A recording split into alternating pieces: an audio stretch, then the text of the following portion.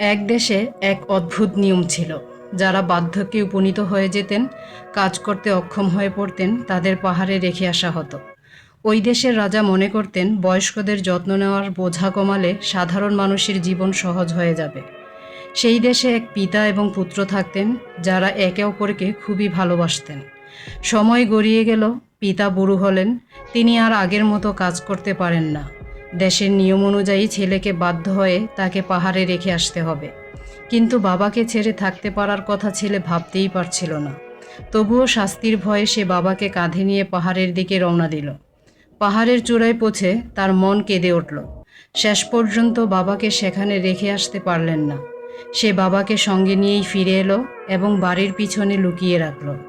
প্রতিদিন চুপি চুপি খাবার এনে তাকে খাওয়াতে লাগলো। একদিন রাজা তার প্রজাদের বুদ্ধি পরীক্ষা করতে চাইলেন। তিনি ঘোষণা করলেন, যে ছাই দিয়ে দড়ি বুনে এনে দিতে পারবে তাকে পুরস্কৃত করা হবে। ঘোষণা শুনে লোকজন হতভম্ব হয়ে গেল।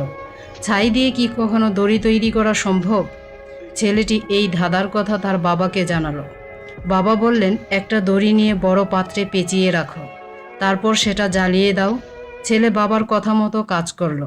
দড়ি পুড়ে গেল, কিন্তু তার ছাই ঠিক আগের মতো দড়ির আকারেই থেকে গেল। সে সেটিকে রাজাকে দেখালো এবং পুরস্কার জিতে নিল। 1 মাস পর রাজা দ্বিতীয় পরীক্ষা আয়োজন করলেন। তিনি একটি কাঠের ডাল দিলেন এবং বললেন, এর আগা আর গোড়া খুঁজে বের করতে হবে। ডালের দুই প্রান্ত দেখতে কিন্তু একই রকম ছিল, তাই কেউ এর উত্তর খুঁজে পেলেন না। ছেলে কাঠের ডালটি বাড়িতে এনে তার বাবাকে দেখালো। বাবা বললেন, ডালটি পানিতে রাখো, যেটি বেশি ডুবে যাবে সেটি হচ্ছে গোড়া, আর যেটি ভেসে থাকবে সেটি হচ্ছে আগা।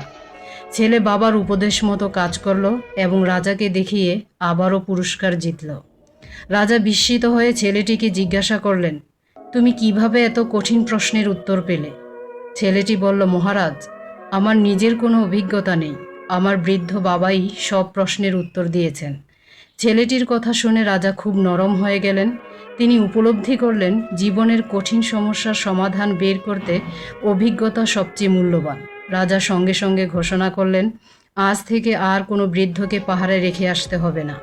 এরপর থেকে সকল বৃদ্ধ এবং বৃদ্ধারা পরিবারের সঙ্গেই আনন্দে থাকতে লাগলেন।